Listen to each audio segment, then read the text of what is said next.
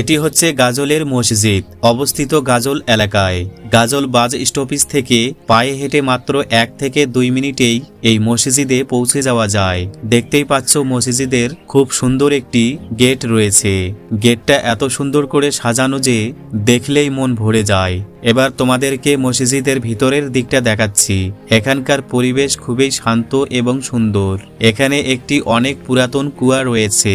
এই কুয়া থেকে এখনো পানি ব্যবহার করা হয়। পানিটা একদম পরিষ্কার, খাওয়া যায়, ওযু করা যায়, সব কাজেই ব্যবহার করা হয়। প্রায় 20 বছর আগে আমি অনেকবারই এই মসজিদে এসেছি।